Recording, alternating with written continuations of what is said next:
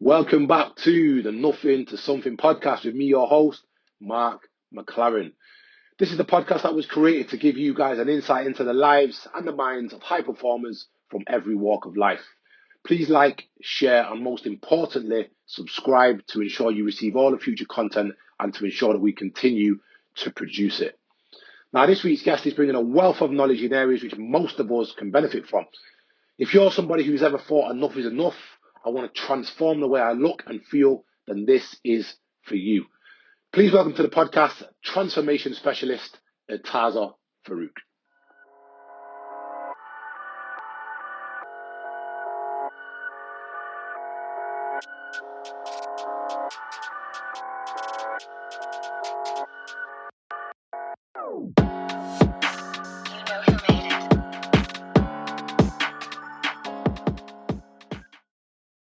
Irtaza, welcome to the Nothing to Something podcast. How are you? Pleasure to be here. Very well. Very well. How are you? I'm fantastic. Thank you, mate. Thanks for coming on. We've got a bit of history, me and you. We go way back. I will paint a bit of a picture for the listeners for a bit of context before we move forward. So, me and Irtaza met back in 2018, 19, am I right in saying? Crazy to say that, right? Yeah, time's flown. We worked together in a very busy, very high-profile Manchester city centre gym, and the rest is history. Saying that, we've not spoken in quite a while. Good catch up to have today. We've both gone in slightly different directions, but made some progress nonetheless, which is what matters above all else. 100%. It's funny because when I met you, I was 21, and I kind of mentioned in this podcast, but that was like a big role model figure like back in the days. So it's got a lot to thank you for, but also taking a lot to yourself as well. I'll just say that from like the get go. Oh, massive thank you, mate. Appreciate that. Right, let's get straight into it. Who is Irtaza Farooq? That's like the hardest question you can answer. I'm still trying to figure out. But in terms of who I am, if I like pay what I do, and then kind of like some of the characteristics, I'd say someone that's just curious. I think curiosity is like one of my main drivers in terms of how good things can get. So whether that applies in like work, relationships, social, personal life, is a curiosity factor. So I think I've got like someone that's got a lot of childlike curiosity. And then in terms of what I do, I'm an online transformation coach, and we help men and women around the world get into great shape, as well as kind of use their body as a vehicle to unlock the doors and have new foot on the parts of their life. So whether it's career, family life, personal life, whatever success looks like for them, but use their body as the driver. So we do that in terms of coaching, but in terms of back to me, it's just someone that's like curious in terms of what else is out there, and someone's got like childlike curiosity. Mega, absolutely mega. The childlike curiosity, not just curiosity, but the childlike curiosity, as you put it there, mate, so pivotal to everything. I've got two kids, and one of which very young, and even my eldest is 9 now. And the curiosity is absolutely huge. It's how they learn, it's how they grow, it's how they make their mistakes. Obviously, you don't want them to be too curious around hot things or sharp things, because that could end in disaster. But that curiosity, that childlike curiosity factor, is essential for growth. And that doesn't stop. We see it with the kids, but you go into adult life, and the moment you stop being curious and wondering how that works and how that person got to that status and that sort of thing, is when we start to retract and we stop growing. So I absolutely 100%. love that. That's a big factor in who you are.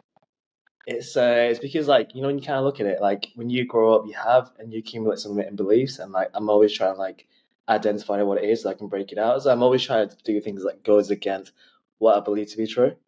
Like I'm not sure if you read the book The Obstacle Is the Way by Ryan Holiday. You probably have actually. I think I might see in the deck behind you. I've not actually. No, I'll make a quick note of that one. Is it good? It's Yeah. like the driver of my last 2 years in terms of what I wanted to do, and I was like, don't think I can do that. Now it's a goal because I really want to make it happen, so I can go against it. And it's like, how can you break down limiting beliefs? Because if you think of like the world, like childlike curiosity, if it's a curiosity compared to childlike, it's like completely different.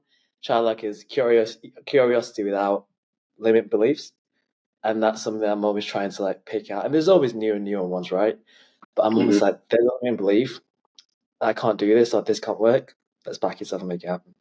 So that's been like Huge. It's always been one of mine. It's probably my lots in my wallpaper as well. So. And those limiting beliefs, it's sad. It really is. Without going too deep too soon, it really is sad to see people with those locked into place. We could put a lot of fingers at where the blame comes from, and you could say society, it's the culture, it's the people you're around. They say you become the sum of the people around you and that sort of thing. Sort of breaking those limiting beliefs is absolutely huge, and I'm sure we'll get into exactly what it is you do in terms of transformation and fat loss, etc. in a minute. How pivotal is that to you getting results with your clients?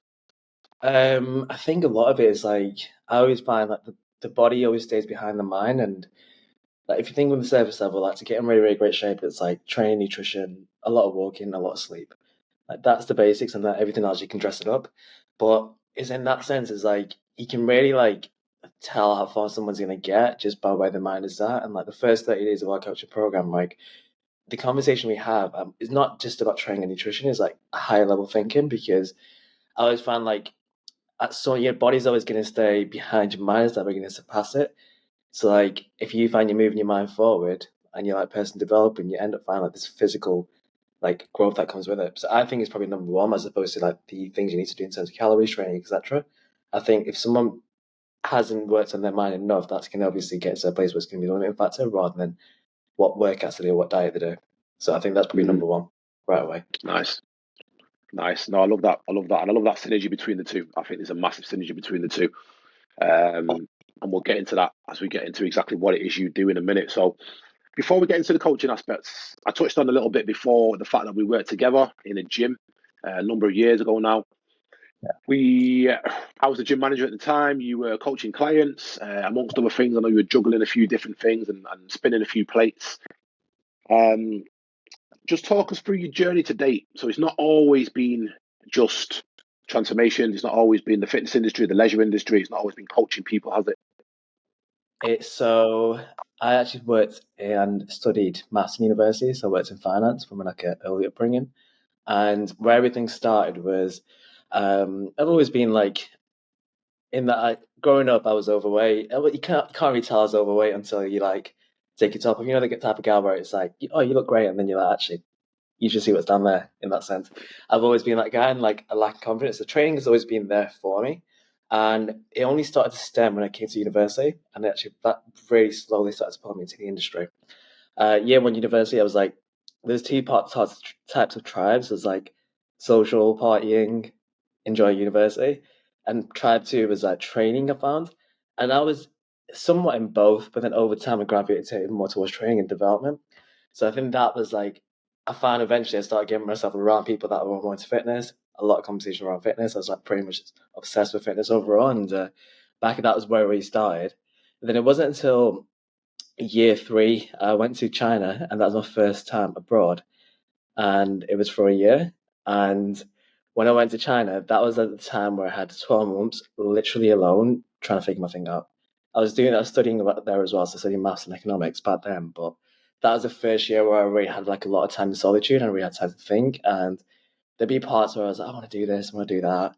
But I just really find it came back to like fitness a lot of times. And as soon as I came back from China, I was like, right, I'm just going to make this work. There's nothing to lose but everything to gain. I'm going to actually get qualified. So got qualified, went to NASM, waiting to speak to Martin Love, if he's listening to this. And he was like, yeah, let's do it. I had a level two at that time. We obviously had like a month to get started, got my level three afterwards. And started in Pure Springfield, which is where I met yourself. And then from there, I think my first 2 years, being completely transparent, I just wasn't growth driven. I was just there to have a great time, you could say. I wasn't really like sure what I was doing, why I was doing it, where the future was going to be. And I think over time I found that. But like my first 2 years of PT, I can like hold my hand up and say actually I wasn't taking that seriously as I should have. But then I learned that was because of I wasn't pushing growth. I was just kind of getting very complacent very easily. And it wasn't until year three where actually I think there's like a moment where I was like, I think that time I spent in solitude, I need that again because that's the biggest thing. So I kind of like separated from everything and got more into the online. So whilst I was doing PT to kind of run back, I was working in finance and I was studying my last year in university. And over time, that's kind of like had it where I just got a little bit more curious, had my own personal transformation journey, hired my own coach. And that then led me to want to be a coach. But then after that, it was like, it wasn't until my third year in personal training where I actually wanted to take things seriously. COVID happened, went online, got a lot of clients online, pretty much gave everything to me. Didn't speak to friends, family, had a social after 2 years afterwards. And that is where I was like, I just need to make this work. There's nothing that's going to get in the way. Hired coaches, mentors, and from there here we are today. But I think COVID was like the catalyst for me, and that was also when I started to get into an environment of like seeking support and wanting to be around people that are doing what I want to do and learning from them. And since then, I've probably invested pretty much everything back into the business and started to grow even further. So that Mega, was a catalyst. mega. You've come a long way. You've come a long way, man. You really have. Credit for what you've done, for what you've achieved so far. And I know you're not finished by any means. You're still a baby in comparison to old gentlemen like myself. Couple of bits to take away from that. The solitude thing, first and foremost. I'm big into that. I'm big into that. I've touched on the podcast a couple of times in sort of where I came from, in sort of the other side of life, as I'll call it. Being on the naughty side before I went on the straight and narrow. Coming out of that, solitude was huge for me. Obviously, family's everything to me. But in terms of my personal growth and finding out what it is I wanted to do, in terms of even finding out who I was and what my values and principles were and what I stood for, it all kind of came behind closed doors in a quiet room on my own. Do you know what I mean? It sounds very dramatic, like it'd be in a movie and it'd be very dark and dull. But a lot happens when you're away from the noise, especially in the current day where we've got social media from all angles. Everybody's barking and shouting. And there's so many things going on. It's hard to just find that solitude. So it's great to hear you say that, and it carried you a long, long way. The flip side of It's that, and I'm gonna put you on the spot here now. How important is the right peer groups? Because oh, again, back to my past and my upbringing, I was around, you name it, all sorts of people from all walks of life that were maybe looked at on the corner of your eye in case you catch eye contact. And then the flip side of that, on the other side of the solitude, being around people who were driven, who were ambitious, who were working harder than me. And it's not often I'll say that nowadays, because I'll always say I'm the hardest worker in the room. When you're around people who push you to do more, oh, it's a game changer. It's an absolute game changer. And I think that was quite clear to see with yourself. The early days you talked about there, you were kind of ambling around, you had another job on the side. The peer groups you were around with were kind of probably having a bit of fun, yeah. but then it seemed you drifted away to a more serious culture, more serious peer group, and people were really driven. And the next time I seen you, your name was almost in lights, mate. So how important do you find that peer group? Oh, it's probably, I think I was thinking about this. I think this is like one thing I'm always trying to double down. And I think the best way to put it is like when someone asks how important is it to surround yourself around people, I always think it's like your thoughts aren't your thoughts is either something you've seen, been told, experienced, or witnessed. And when like you really think of that, it's kind of coming back to that limiting beliefs. Your limiting beliefs depend on the people you hang around. Um, and you'll find now there's different levels to it. So like I actually always set goals in terms of like who do I want to be around, and I actually get very, very specific at the start of the year, and they always come true, which is quite crazy. Um, and I'm always trying to find out, like, I'm not thinking what do I need to do, but who's doing it, and I can live it. That's living it and breathing it, I can learn from. So I think if there's anyone listening to this, and it's probably advice I give to myself consistently, it's like who you're around is going to dictate where you're going to get to. And I used to hear that I was all the time, and I was like, oh, that's bullshit. Doesn't matter. These people are great. I love these people. I'm going to stay with them. And then over time, I was like, actually, that couldn't be more than the truth. So it's even conversations with my mentor, Charlie, and it's like the things we speak about is completely different. And every time you come out of it, you're like, I want to take on the world. Whereby sometimes you have a conversation for the sake of having a conversation, and it's just different. I think for anyone now that really wants to strive for progress, and I'd say this is probably my number one thing I've done over the last 2 years, really, was getting around those people. Again, coming back to solitude, I spent a lot of time by myself, very selective, but then I just found naturally when you work on yourself, when you go down that path, you just find others going down that path because you're on the same road. And then the more further you go, you meet other people as well. But I think it's just that you need to be around people that get it as opposed to people that don't get it. And that's the biggest thing. 100%. So, Couldn't agree more. Really couldn't agree more. Fantastic. Right, we're going to get into yourself, into the coaching, into the method, that's it. coaching, into the transformations. Again, going back to what we just talked about there and working together previously, I've been in gym management as well as PT and multi-site gym management. I've come across dozens, probably hundreds of PTs over the years that I've worked with. And not many have the confidence or the ability to brand themselves as a transformation specialist or a fat loss specialist or someone who can achieve those results of before and after. I know we see it on Instagram now and again. It's like before and after, and you're like, Jesus, you, my friend, have achieved that. I'm looking on your socials, and the before and afters are very, very impressive. So it's testament to what you're doing. It's obviously working. Talk us through the brand. Talk us through who it's for and who can benefit from it. So the method coaching is something I've actually just only branded over it was last October actually, so 12 months ago. And the reason was because I want something bigger than me. So that was the reason behind the brand. I knew the message behind the brand as well, which I'll dive into. The method coaches are someone that's men or women that want to transform the body and use the body as a vehicle to drive success elsewhere. And I think the elsewhere is the biggest thing. I think like we don't want to be just the guy that's just fitness, training 6 times a week in the gym, doesn't have a social life, doesn't have time away from fitness, doesn't have anything going on. Like that used to be me, and I don't want that for anyone else because it's like there's always something missing, there's always something incomplete. So like over these years, I've kind of found my values is actually how I can use the body as the multiplier in life. And for me, like my number one thing now in terms of fitness is to use it to be my higher self in terms of coaching. So that's my why, but fitness is the vehicle. So like the guys we coach, they have goals elsewhere, but they want to use a minimalist strategy to get into really great shape. And when I say really great shape, it's like kind of past what they think they can do. But then after when they achieve that, it's like a cascade of benefits after that. So I've seen a lot of guys over the years that came from a place where they've been trying for 30, 40 years and getting into great shape, working with PCs, and like it's just they have a limiting belief that that's just not for me. And then when you change that and you get into like whether it's a six pack, cover model shape, flat abs, then they're like, oh, that's achievable. And because you've had to do something you've not done before, you end up starting to like think that way in other parts of your life, and then you start to be like, oh, cool. I've worked in this job for a while. I've never really chased growth. Let's push it even further. So it's like people that want to use fitness as like the gateway for success in other parts of their life. It's like that's the mission. That's who we work with. Fantastic. And I know there's going to be some people's ears pricking up there. We will put the socials and the contacts out at the end of the podcast as well, so stay tuned until the end. No credit for what you're doing, man, and a lot of that resounds with myself.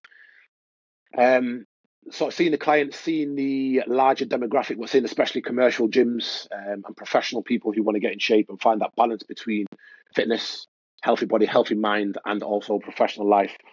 I get it. I see those people around me. I know people who are doing very well professionally or financially and then aren't in the best of shape. And whenever they try to do it, they don't get results very quickly and then it falls by the wayside.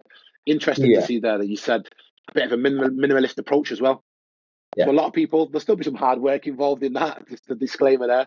But that'll be music to a lot of people's ears, that you don't have to eat just chicken and broccoli, that it doesn't have to be 20,000 steps a day every day and you have to go to the gym at 5 a.m. in the morning.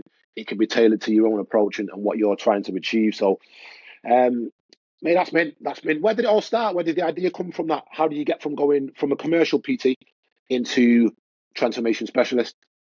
Yeah, so I think it's like a bit of a background. I used to take on anyone and everyone. I was like, if you're into fitness, you're a client straight away. And I think that's probably something I'd say. You want to be a generalist initially, and that's probably the biggest thing. But over time, you start to like find clients that are similar to you that have a lot of like similar values. So I think eventually, when you start to like grow in terms of who you are, your clients grow with you, and that always continues to go on. So I found for me it was like anyone and everyone until actually I started growing and I started really doubling down in terms of this avenue, in terms of what fitness meant for me and how it complemented my values. And I found the similar clients grew with that and then eventually came into the brand. I think the thing that actually made me like really should make the shift over and like make it very, very clear was my first big client result. And like the benefits of other parts of his life. I've literally got the message. I think it's probably pinned on my Instagram post, but like he went from trying for like 30, 40 years and he was in a career. He was like the person that he actually said this to me. And I know he actually loved for me to speak about it because we have a lot of conversations about it. But like he was always like in the same career for like a very, very long time. And he works in the police. And then eventually, just from like his body transformation, he went into like some high level promotions, like special forces, freaking crazy. And I was like, that's so crazy how getting to this physique and doing all the hard work that's associated with it had that benefit. So then I realized every other client started to message the similar things. Like, actually, I've got better work performance, I'm in a better place in terms of career, started my own job. But a lot of clients that actually become PTs, and which is crazy as well. And it's like, that step, I'm like, actually, this is like the gateway to that.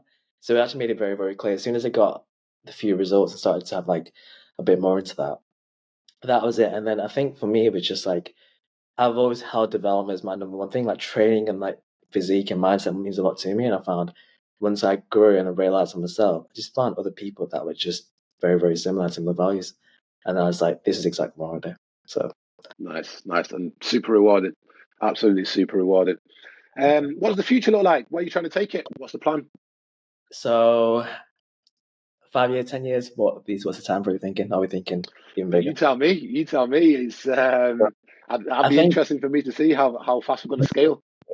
the goal is by 2030 is to have like there's obviously numerical values you can touch it to, but we want to have a global brand, and like what we want to do is like make it so it's not just a local reach, but we want to make it like it's global. That's the biggest thing I'm really trying to focus on right now, to have it where a lot of my clients are in the US anyways, like we've got a 50-50 split, UK and US.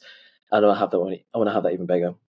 I would say so. I want to take the message and like pretty much make it worldwide, and I want to do as much as I can to get that there. And as well as that, I want to take on coaches. I've already got a few, but I want to build the team up as well and have them be like the pinnacle of like the industry. That's the goal. So myself, coaches side to side as opposed to below me. I want them to be equal. And I want to have that as like the North Star in terms of like people that want to use minimalist strategies to get in really great shape, but also do it in a place where it multiplies other parts of their life and just have a global impact. The goal is to have by 2030 is work with 1,000 clients additional. So we've got 6 years, 7 years to do that. So Nice, yeah, nice, nice, nice. For anyone who's listening, it's not on YouTube. I'm clapping. Make some more noise with that. Mate, that's epic. I love that for a number of reasons. Number one, I'm very ambitious and driven myself, but your level of clarity there in what it is you're going to achieve, and it's not what you want. You will achieve it. You will achieve it. It's just a matter of time. But that level of clarity is what most people lack, understanding exactly where it is they want to go and what they want to achieve in the future. So that's music to my ears, that mate. And you will get there. You will get there. So congratulations on what you've done so far, mate.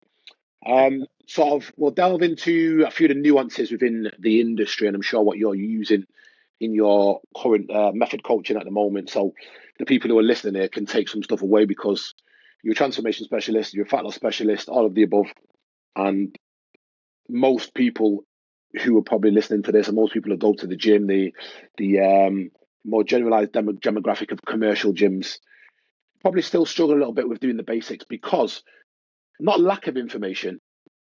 In my eyes, there's too much information.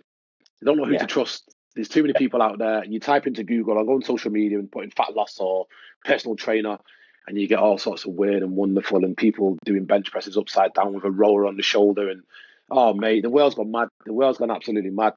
So we're going to give some good so, takeaways now. yeah. Um, I'll kind of add on to what you said there about you can go on social media and you can see a lot of different things, different opinions. One person can say this is the argument for, the other one against. You're like, I'm not sure what I want to do, because like if you think of it now with the algorithm and how social media works, if you're the same, you're not going to stand out. So you need to be different to stand out. So it's like, actually, if you're going to play the game, sadly, you have to be controversial and make people want to be like, like Marmite, love it or leave it. And that's where it gets mhm. very confusing, because that's like, if you post the same as everyone else, you sound like everyone else. To some degree, you have to kind of like not be better, but you need to be different. And one thing I just want to share with you with that is kind of similar, related but not related. My mentor, I remember one time we were in a group call. It's like a part of a mastermind, and he asked everyone this super blank. It was like, all right, so who's the best PT here? Everyone was like, that's a hard question there. And he's like, go on, I'm waiting. Put one in the chat if you're the best one here. And nobody put them one in the chat because it's like nobody wants to be the first. And then he's like, so you all do the same thing then?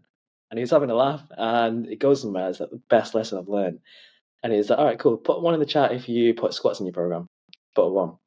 Put one in the chat if you put deadlifts in the program. Everyone put a one. Chin ups, most people put a one. Push ups, most people put a one. He's like, so you all do the same thing then?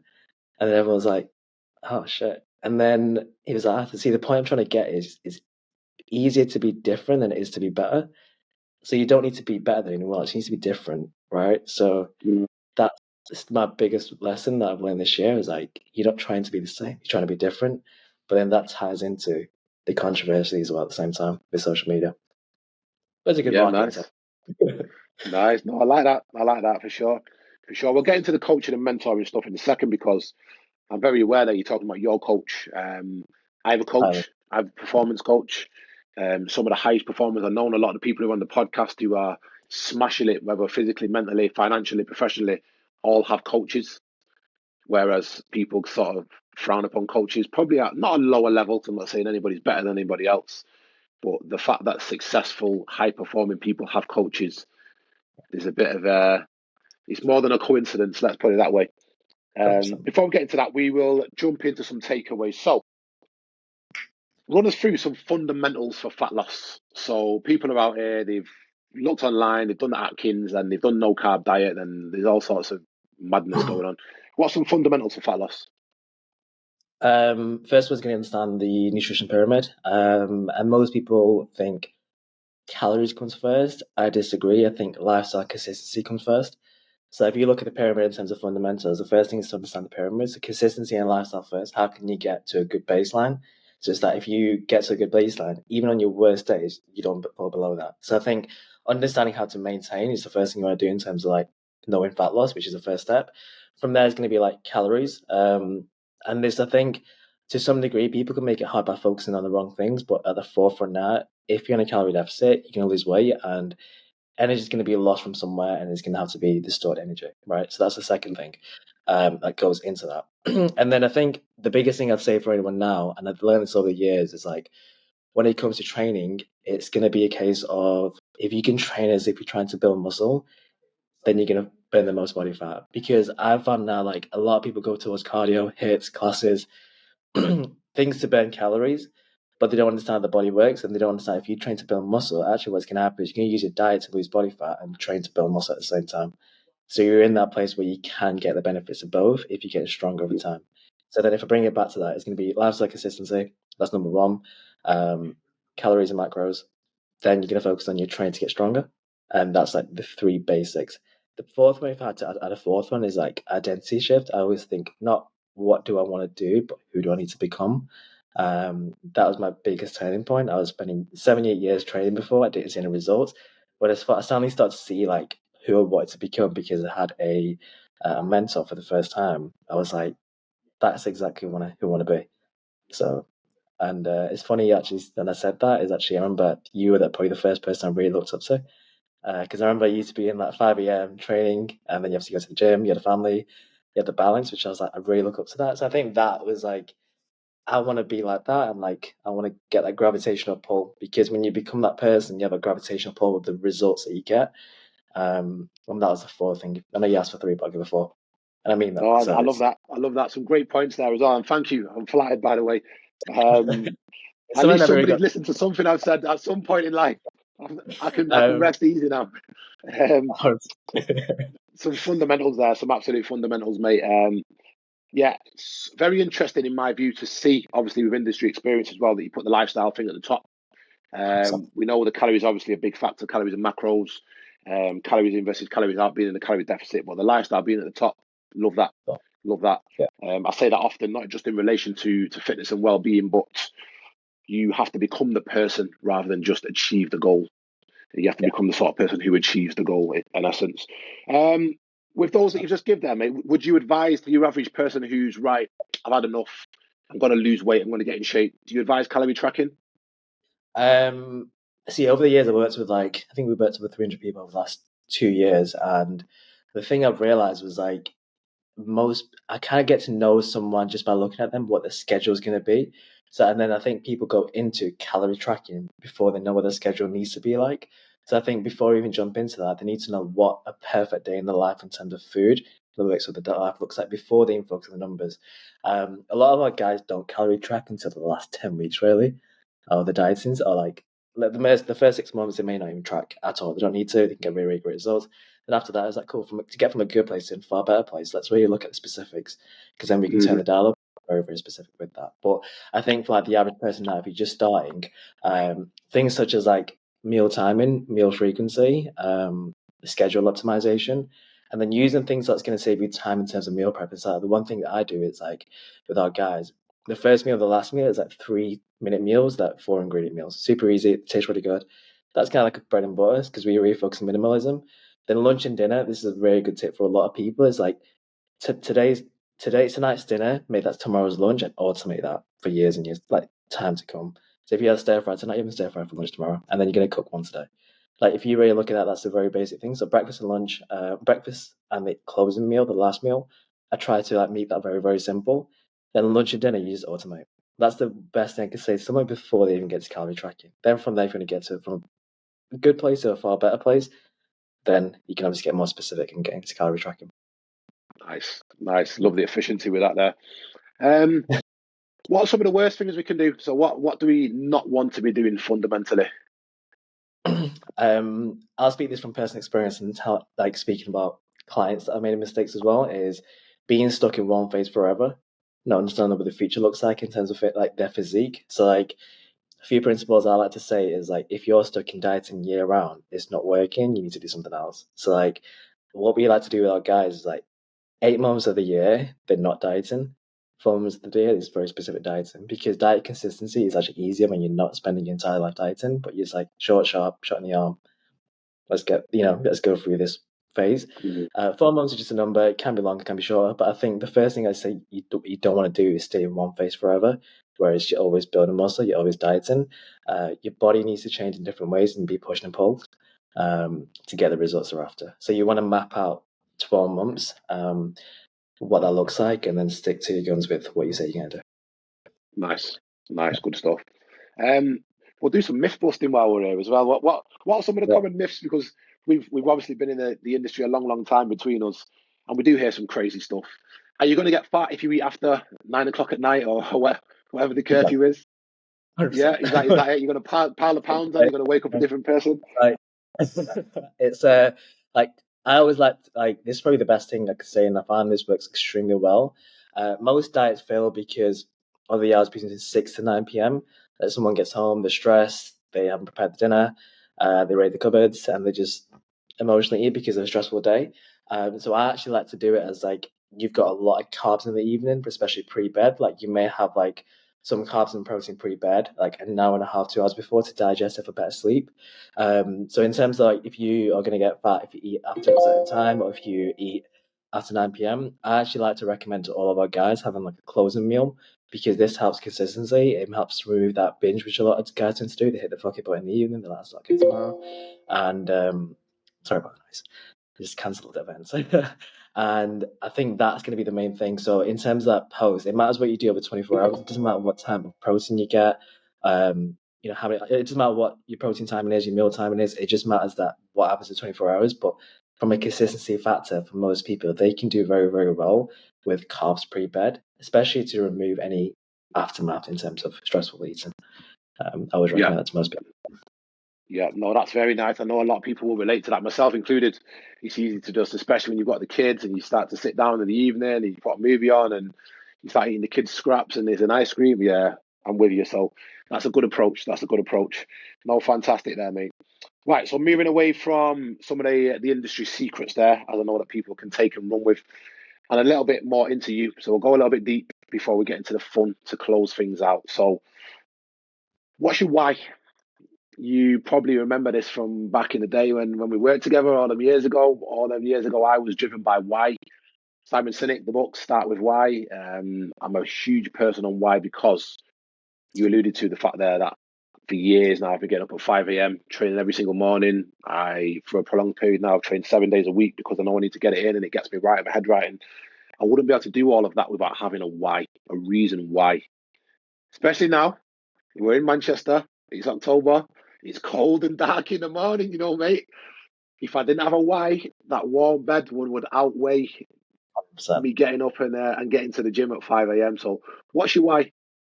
I think my why's changed over time. If I bring it back to why I push myself now, is because I want to provide opportunities for people that helped me growing up. So a bit of a backstory. This time last year, I'm just gonna get pretty deep here. So I've never really lost anyone in my life, and last year it was on the 14th of October. I lost my grandma, who was like a second mum to me, and my mum was a full-time carer for her.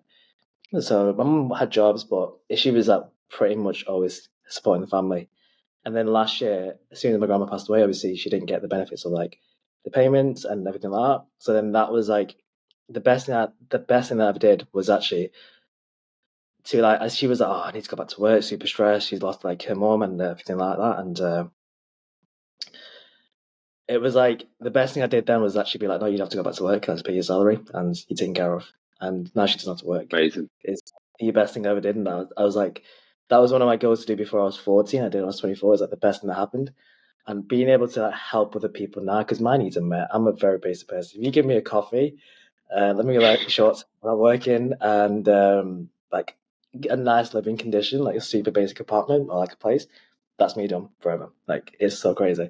And then purpose with that as well, like coaching. But like for me now is like to actually help my family and provide them a future to be like that. And then now I want to also then build my team up and like get winners. That's my thing now in terms of like being able to do that. But then I think that's related to business personally.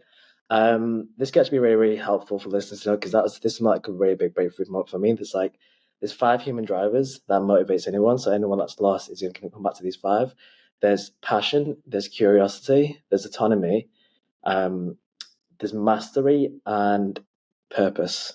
And mine is going to be more so related to there's different parts where you have a bit of either, but right now it's curiosity. That's really driving me more than anything else right now. Just be like, what can we do? What can we take? Like I've actually got affirmations in my room that says work isn't work for me anymore. It's a form of self-expression and a form of curiosity.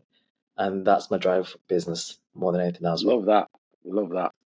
No, mate, Yeah. that's absolutely mega. Condolences on the loss of your grandma. Um, Loss is Yes. hard. Yeah, it's and almost to the year as well. So yeah, anniversary as of last week from recording the podcast, mate. What you've done there for your mum, epic, epic. There's a few round of applause that's going on this one, you know. Mate, It's that's absolutely amazing. I think that's something anyone who is values morals in the right place and has got a good family relationship dreams of doing something like that. So, mate, fair play, fair play. That's absolutely top draw. appreciate that. And Thank then you. I love your quote there, and I love that you've broken it down into the fundamentals of the way we work. Speaks volumes about yourself. Absolutely Yeah. does. I am somebody who didn't really realize until I went down the coaching and mentoring route myself that I've always gravitated back towards supporting people. So the PT turned into coaching, turned into performance and life coaching, turned into management and leadership roles. Everything sort of, even what I've just moved into in a moment, now in financial services, providing life insurance and that sort of thing, because I've seen the impact that not having that can have on the people around me. And it's another facet that supports people. So I've got a hell of a lot of admiration Yeah. for what you've just said there, mate. It's not a No, you must. It can. doesn't mean everybody has to do that, but I think it's very, very rewarding. It's something that you don't necessarily force yourself to do. It just happens. You can tell you're someone that does that, and I think you find your values, and not necessarily about telling your values, but just how what would someone else say about you in third person, right? So like if someone else had to describe you can just tell what your values are. So like someone that spends a lot of time helping people because they spend a lot of time there, they clearly have to value it. Someone that spends a lot of time working out, they value working out. Someone that like spend a lot of time at work, but they say they value family, but they don't spend time with family. Actually, the actions speak different to the words. So I think your values kind of like show where you spend most of your time and like who you are and what other people say about you, as opposed to what you say. Hmm. I realized that for myself. It was only 2 months ago when I was like, shit, I'm actually someone that actually cares more about other people than myself right now. And my schedule is always around with client calls. I'm like, guys, if you need a call, I'm there 24 hours. I don't know why I hold myself as that to that. And I realized this 2 months ago. So I was at a physique camp in Bali. I'm not sure if you saw the story.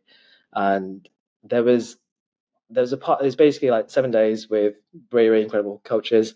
It's like proper military. Can't wake up at 4 a.m. Train at 6 till 10. Like proper like really strong meals in terms of food quality, and then just like lectures from like 1 till 4, and then evening is up to you. But it was like you wake up at 4, you got 12 hours of development, then 6 hours of relax, 7 days a week.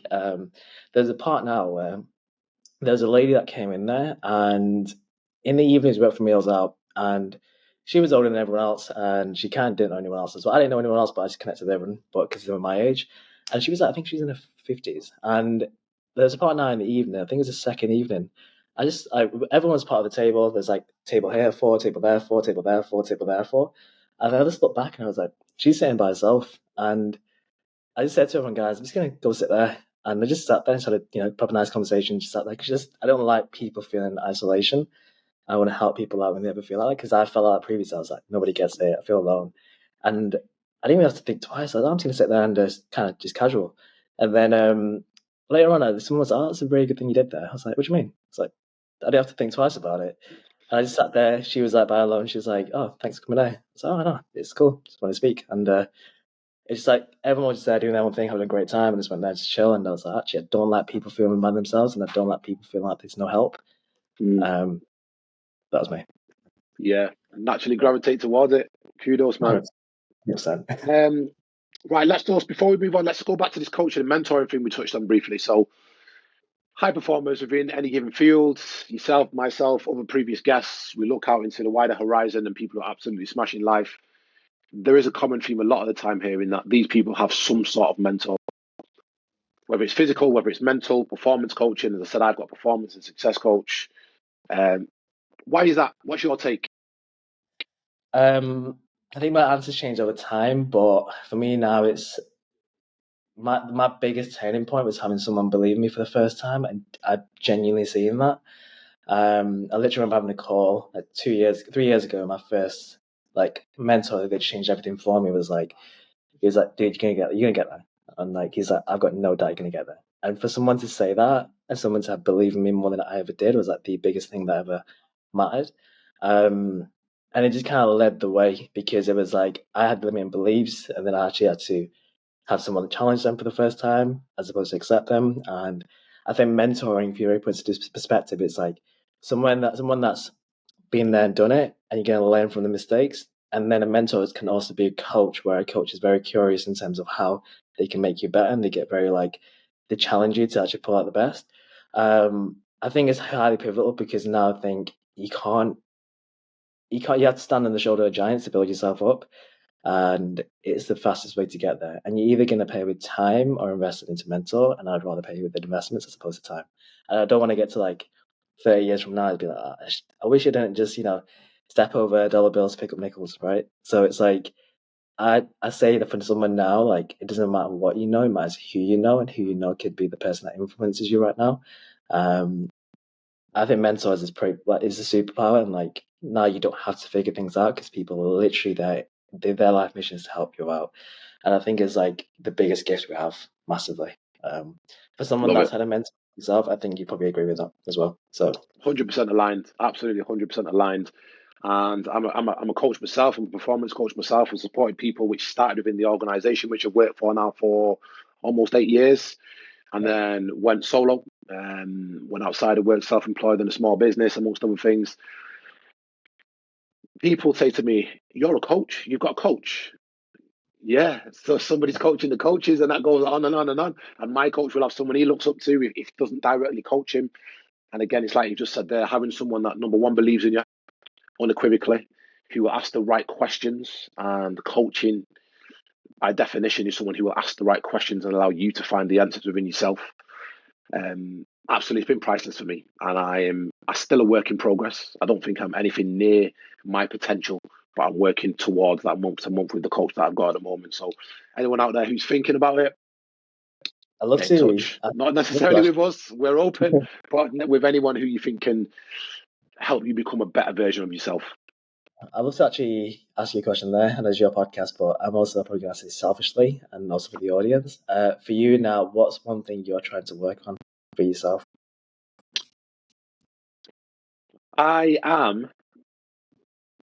I'm trying to find moments, Taza, without going too deep. I am somebody who is massively ambitious, and I've said this on the podcast before. I think my biggest thing, and the older I get, is to try and fulfill my potential. Do everything I can do to try and fulfill my potential. And I've told the old fable previously about reaching the pearly gates and the big man opening the doors and saying, "Mark, I am God before I let you in. I want to show you what you could have become if you would have applied yourself." That's my worst nightmare, my absolute worst nightmare. So I'm trying to give it my all to try and see what I can achieve. Now, the flip side of that is that I am a fiance. soon-to-be husband. I'm about to marry the woman of my dreams next month. I've got 2 kids who are very demanding at 9 and 20 months, and I need to input into them daily to make sure that they're raised in the best way possible, values and principles in the right place. They're growing and maturing, both mentally and physically. It's about spinning those plates, my man. So I'm trying to achieve that while also being present, and I'm finding it difficult at times, but I enjoy the struggle. Yeah, I think like having like you mentioned their kids and family. I think having like a strong father figure, like someone like yourself, is like one of the most powerful things out there. Like a strong man and like someone that's got like purpose to like find moments in terms of that is like powerful. You can't beat that at all. So like Mm, I knew that was similar to the answer you're gonna give, but yeah, I think it's powerful. You actually mentioned that 100%. nice one, nice one. Right, we're getting there. We're getting there. Last deep one, and then we'll line it up a little bit. So, are you happy? Um, I remember you actually mentioned this actually as a question. I think I don't really think of that much, but I think it's more of a case of like when you kind of know. I think fulfillment is the biggest thing. Happiness is dopamine, right? And serotonin is that fulfillment. It's like if you chase dopamine, you chase happiness. Like you have the extra snack, you have a great day. It's always going to be ebbs and flows, right? So like dopamine is like spikes, happiness is spikes, but fulfillment is flow state is serotonin. It's consistent. So then I think I don't really chase happiness to chase like the fulfillment factor. And like fulfillment for me is like the 5 human needs. I know which of mine are, but to cover through them is like significance, growth, contribution. Significance, growth, contribution, belonging, certainty, uncertainty. My fulfillment happens when there's growth and belonging. I'm around great, great, great people that I look up to, and I'm growing. That's when I'm fulfilled, and then you can say that's happiness. So right now, 100%, I'm around the best people I can say, and I think there's goals. I'm growing, and I'm always pushing for more, and that's what I define as happiness. But like, there's always parts where you have breakdowns, and you're like, I don't know if this gonna work, and things like that. There's always gonna be spikes like that. But I think I don't really. Whenever someone asks, "Oh, how's things?" I'm like, "Yeah, amazing, 11 out of 10." Whether I'm in good or bad moods, I don't really identify as that as important anymore as I used to Mhm. because I think it comes in spikes and it's like dopamine, you chase happiness, but when you chase serotonin, it's flow state. So. Love that. Love that. Can resonate with that 100%. Right, let's move it on to the big three Qs because success leaves clues, my friend. So, first one is talk us through your morning. Have you got a morning routine? Do you do the same thing each morning or are you sporadic? Very, very similar day to day. So I wake up at not as early as most people do. I know you wake up much earlier at 6:45, 6:30. And my goal is as soon as I get up, water, get outside for a walk, and get some sunlight in to like get the natural rhythm going, and then I go into my biggest task first. So for me now, like one of the biggest things that's helped me is like focus on like your weakest habit first and do that big thing first. And that for me is like going for numbers, data, everything like that happened yesterday. That's my morning routine. So my morning routine for the first half an hour is like wake up, grab a liter of water within the first hour, go for like a walk, get some sunlight, have my phone on grayscale so I don't check it or want to check it. I put an aeroplane mode by putting grayscale because it's less attractive to look at. It's like that's black and white, that's boring, put it to the side. And then crack on with the day with like data and like the things that I don't like doing but needs to be done. That's my morning routine. Then I go into training like 4 hours after I wake up, after like a big work block. So Nice, nice. Love that. A lot of similarities in there again, yeah. Biggest tasks first. I'm always a big believer in that. I do train a little bit earlier in the day, but again, the hydration first thing after waking. Successful morning routine. Box checked. I'll give you that one. We're aligned. like Number it. two is what percentage of the time would you say you're on it?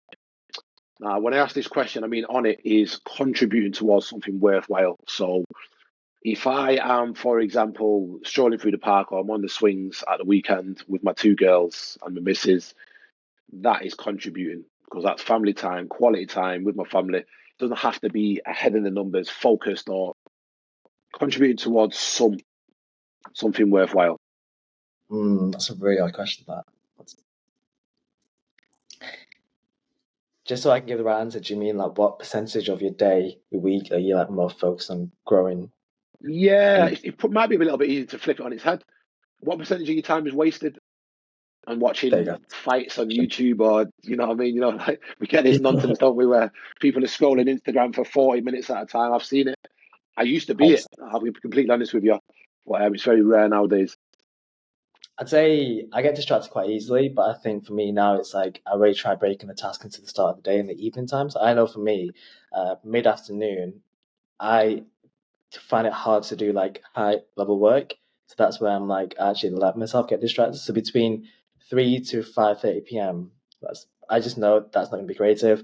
It's just gonna be like more lower level tasks. So I think Mm. percentage I can't give an exact number, but I know what my days looks like in terms of when my highest energy comes. So I put my high energy task there, low energy task, low energy like no energy for low energy tasks, right? So for me, let's say if there's a big high energy task like working out, I'll put that towards my high energy parts of the day.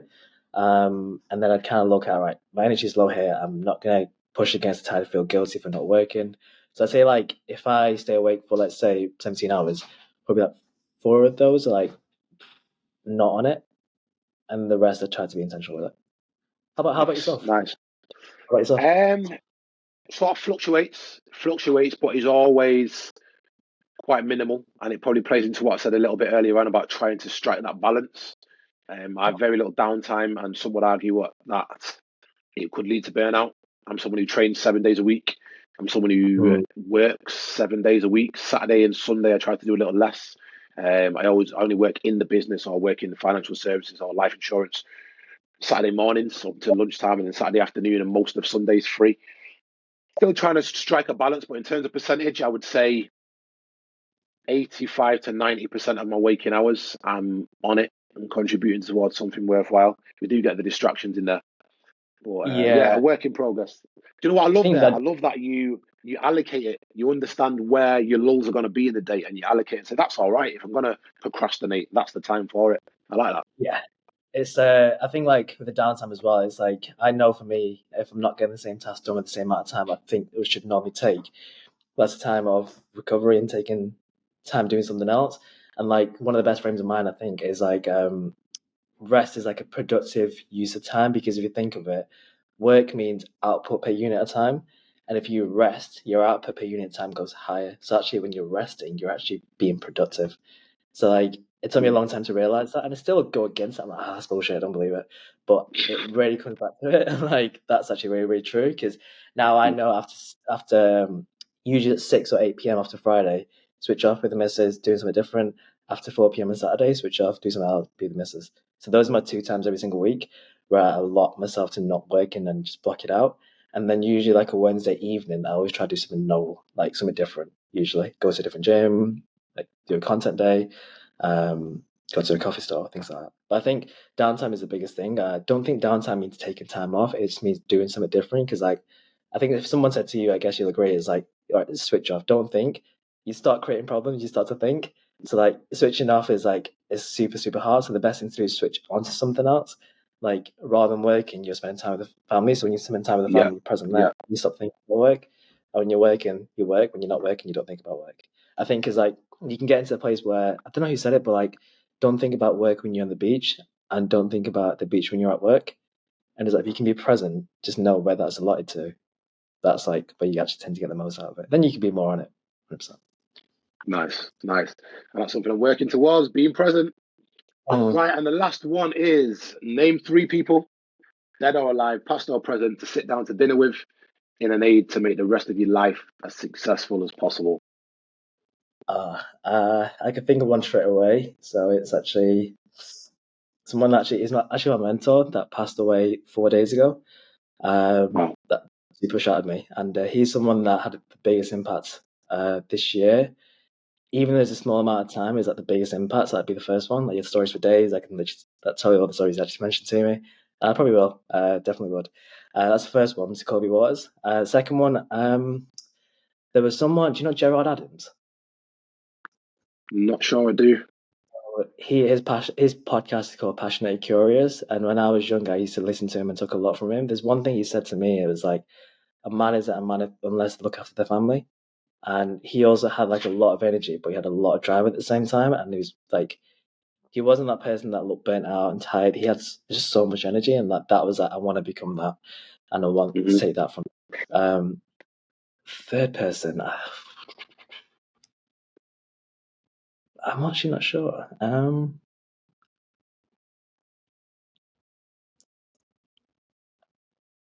It's a hard question, that, to be fair. Do most people give 3? We normally get 3, but we'll leave that one with you. That's not. We'll dig it out, and I'll throw it on the socials. We'll follow it up. We'll follow it up next time around. That's no problem at all. But I love the 2 you've given there. Very niche, very sort of tailored to yourself and your own personal experiences. And condolences once again on your loss there. It's always a hard one. But no, fantastic, mate. Fantastic. That about wraps us up. So just before we do dial off, where can we find you? Social handles, website, etc. So best ways would be Instagram's ir.taza, Taza with the dot after the R. Pretty much on all social media platforms, but Instagram's the one I use mostly, as well as LinkedIn, YouTube, Instagram, podcast. Pretty much I always try to cover everything. But Instagram would be the best place because that's probably where I spend 6 hours a day. So I saw the screen limit. I was like, pass it, but it's the best place. Nice one, guys. Get in touch. Go check him out. Give him a follow. You'll see the transformations on there. Get in touch as to how we can support and help you guys on your own personal journeys. And Irtaza, thank you very much, mate. Absolute pleasure. It's been a long time coming, and thank you so much for having me. But I think, it's like this is a conversation I actually really look forward to because, like, from when I was 21, that's the last time I actually probably spoke, and that was like, I just need to be around people like yourself around that time. That actually really helped everything. So, as much as it's like, thank you for being here, thank you for the invite, and thank you for everything you've done to lead up. So I appreciate it. Massively. Thank you, mate. Nice one. The growth is evident. You want to come a long way, mate. Keep it moving. Let's keep it moving. That's the exact thing we're going to do. Take care, bro. You too, brother. Good to see you. Bye. Thank you. Take care.